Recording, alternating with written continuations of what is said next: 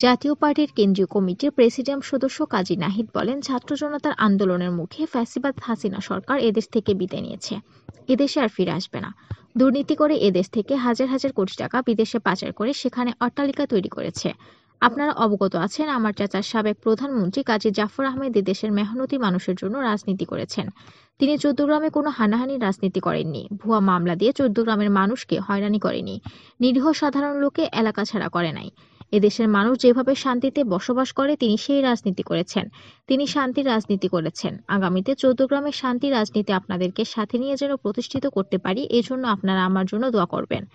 তিনি গতকাল বুধবার 18 ডিসেম্বর সন্ধ্যা চৌদ্দগ্রামে উপজেলা ঘুলপাশা ইউনিয়নের হারিস্তার বাজার, বাবুর্চি বাজার, ধনুসারা দৈনিক বাজার, মুস্তফা মার্কেট গণসংযোগকালে এসব কথা বলেন। গণসংযোগকালে এ সময় উপস্থিত কাজী শুভ, ঘোলপাশা ইউনিয়ন জাতীয় পার্টির আহ্বায়ক জামাল মেম্বার, সদস্য সচিব হারুন রশিদ, ঘোলপাশা ইউনিয়ন জাতীয় পার্টির নেতা শামসুল আলম, শফিউল্লাহ, বাচ্চু মিয়া, বাবুর্চি গ্রামে জাতীয় পার্টির নেতা আব্দুল মমিন, একরামুল হক, হারুন রশিদ, হারিস মিয়া, শফিকুল রহমান, আবুল কালাম, ঘোলপাশা ইউনিয়ন যুব সমিতির নেতা রহমতুল্লাহ, আলকাজ আহমেদ, গোলাম হোসেন, দিদারুল আলম, ঘোলপাশা ছাত্র সমাজের নেতা জাকির হোসেন, সাইফুল ইসলাম, গোলাম মুস্তফা, মোহাম্মদ হোসেন, একরামুল হক তুহিন, আব্দুল কুদ্দুস, মফিজুর রহমান, সোহেল মাহমুদ, আনোয়ার হোসেন, সারোয়ার আহমেদ, ইয়াকুব মিয়া, মাহমুদুল্লাহ, রিয়াজ আহমেদ চৌধুরী, তারেক হোসেন চৌধুরী বিপ্লব।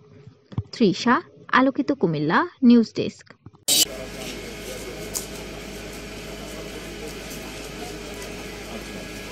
আমরা শান্তি চাই চট্টগ্রামের মানুষের।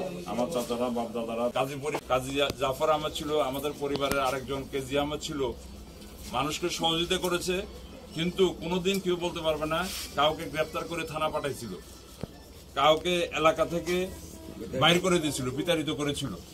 সে চট্টগ্রাম আমরা আবার সেটা দেখতে চাই।